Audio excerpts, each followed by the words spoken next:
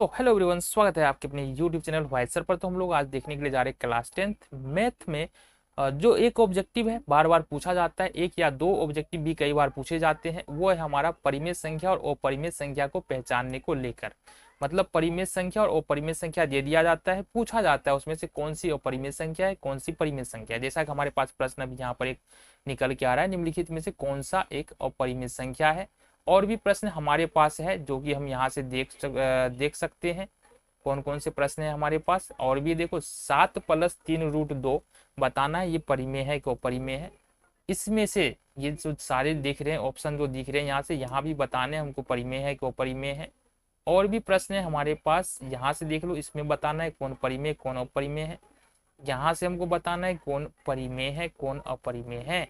तो तरीका क्या है कि हम परिमेय और अपरिमेय संख्या में हम कंफ्यूज ना हो। इस तरह का प्रश्न जब भी परीक्षा में आए तो बिल्कुल सही टिक करके आए, सही मार्क्स लेकर के आए। चलो, तो इस तरह के प्रश्न में हमको करना क्या है, पहली बात समझो, कुछ बातों का हमको ध्यान रखना है। पहली बात क्या है कि जो भी संख्या रूट के अंदर में होगा, जैसे √2 है, √3 है, √7 है, √11 है, √13 है, √17 है, √15 है, ये जो संख्या होगा अगर ये रूट से बाहर नहीं निकल पाता है तो ये अपरिमेय हो जाएगा। पहली बात तो इसका ध्यान रखना है। अब रूट से बाहर कब आता है, हमको पता है कि अगर ये रूट है और यहाँ पर कुछ नहीं लिखा है तो अंदर में हमारे पास दो नंबर चाहिए होते हैं गुणा के रूप में। अंदर में अगर 2 2 आ जाए या ऐसे लिखा हो 4, तो इसका मतलब 2 × 2 ही होता है, तो ये बाहर निकल के 2 हो जाता है।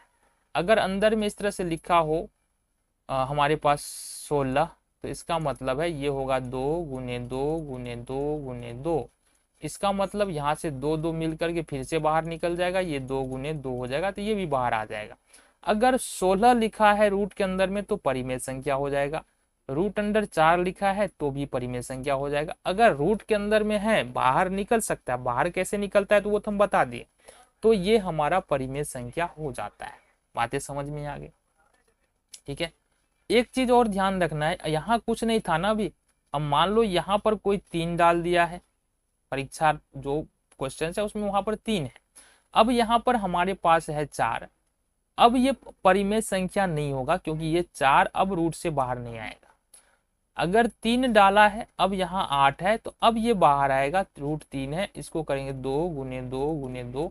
3 यहाँ पर है, इसका मतलब 3 2 मिल करके एक साथ बाहर आकर के 1 2 बन जाएगा। तो पहली बात तो ये रखना है हमको ध्यान कि कोई भी परिमेय संख्या तभी होगा जब रूट में हो, और रूट में अगर हो तो रूट से बाहर निकल जा रहा है तो परिमेय संख्या होगा। पहली बात तो ये ध्यान रखना है। ठीक है। तो अगर यहाँ पर देख ले, दूसरी बात है, अगर मान लो हम लिख रहे हैं कि 25 √25 लिख रहे हैं, ठीक है, या 2 √25 लिख रहे हैं, और यहाँ पर लिख रहे हैं, यहाँ पर हम लिख दे रहे हैं 5, तो बता दो ये परिमेय संख्या है कि नहीं। तो अगर 25 है यहाँ रूट के अंदर में तो ये बाहर निकल सकता है, 5 × 5 होगा, एक 5 बाहर निकल के आ जाएगा। ये 5 हमारे पास पहले से, ये कट जाएगा, हमारे पास फाइनली 2 बच के निकल के आ रहा है, तो ये भी हमारा क्या हो जाएगा, ये भी हमारा हो जाएगा परिमेय संख्या। यहाँ से देखते हैं कि कौन अपरिमेय नहीं है। अब इसमें सारा का सारा अपरिमेय है।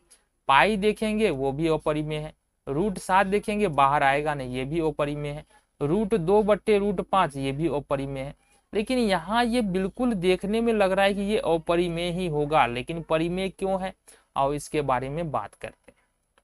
देखो 3 है और यहाँ 75 है, 75 को लिख सकते हैं 25 × 3, ऐसा लिख सकते हैं। 75 है ना, 75 को लिख सकते हैं 25 × 3। 48 है, 48 को हम लोग लिख सकते हैं 16 × 3।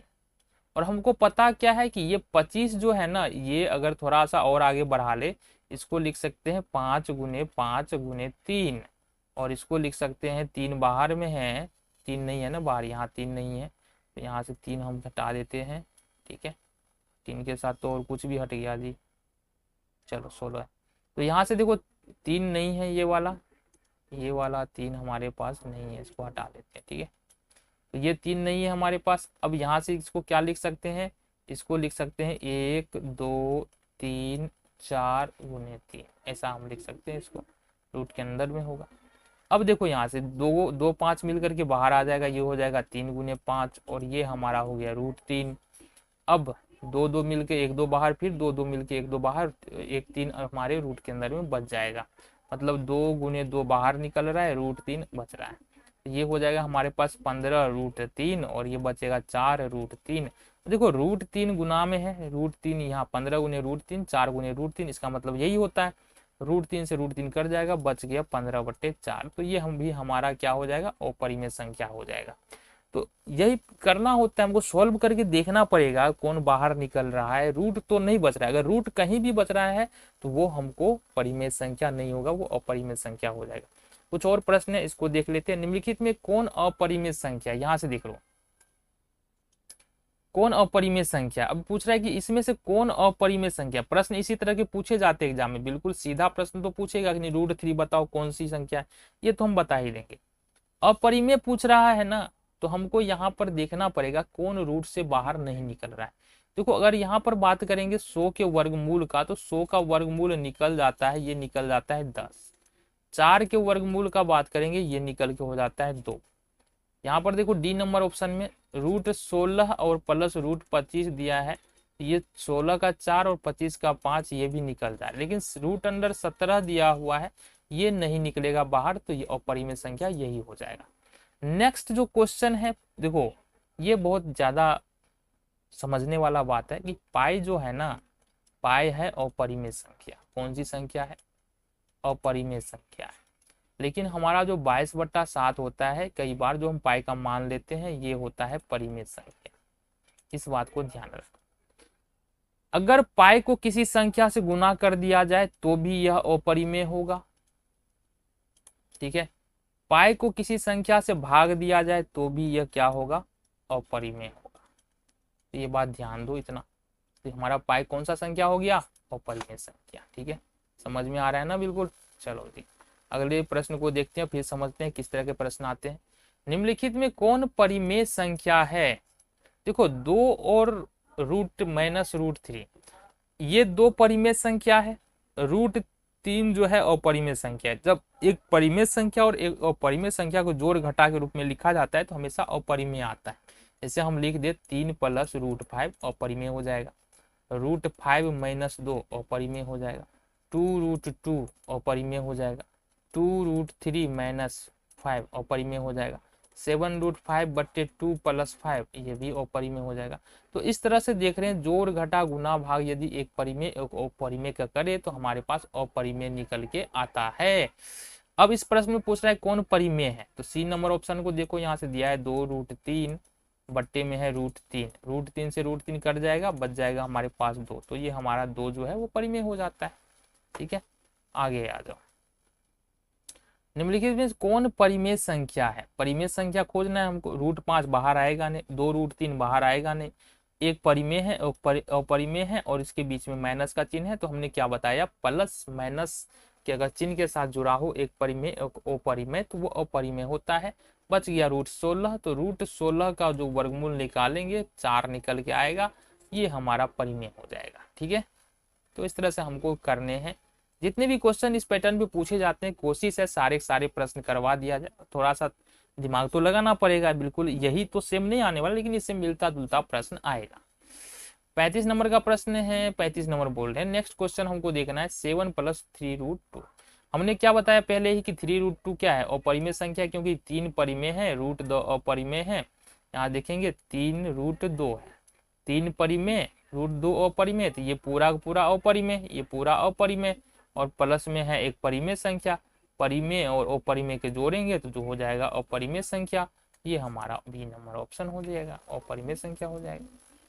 आ जाओ जी, 41 नंबर प्रश्न यहाँ पर लिखा हुआ है, लेकिन 41 नंबर तो नहीं होना चाहिए। तो निम्नलिखित में कौन अपरिमेय नहीं है। अब इसमें बोल रहा है अपरिमेय नहीं है, मतलब क्या, परिमेय है। तो यहाँ देखो 2√3 दिया है ना, ये √3 तो बाहर निकलेगा नहीं, तो इसका मतलब ये कौन सी संख्या हो गया, √3 हो गया हमारा कौन सी संख्या, अपरिमेय। 2 क्या हो गया, परिमेय। तो तो परिमेय और परिमेय को गुना करेंगे और परिमेय हो जाएगा। Root under 21/35। अब 21/35 इसको लिख सकते हैं 7×3, इसको लिख सकते हैं 5×7। रूट के अंदर है, 7 से 7 कटेगा, फिर भी 3 और 5 रूट के अंदर बच ही जा रहा है, मतलब ये भी अपरिमेय हो जाएगा। √3 √2 है, इसका मतलब ये गुना में है, तो ये गुना करेंगे तो 6 होगा और रूट के अंदर ही 6 होगा, तो ये भी अपरिमेय हो जाएगा हमारा। बच जाता है हमारे पास 64/81। तो 64 का वर्गमूल देखो 8 होता है, 81 का वर्गमूल 9 होता है और ये बाहर निकल जाएगा, इसलिए यह हमारा हो जाएगा परिमेय संख्या। ठीक है, तो इस तरह से इस वीडियो में हमने जाना कि परिमेय और अपरिमेय संख्या से संबंधित जितने भी क्वेश्चन आते हैं, ऑब्जेक्टिव में पूछे जाते हैं इस तरह के प्रश्न, उसको हम लोग कैसे कर सकते हैं, किस तरह से परिमेय और अपरिमेय को हम लोग समझ सकते हैं। ठीक है, मिलेंगे अगले वीडियो।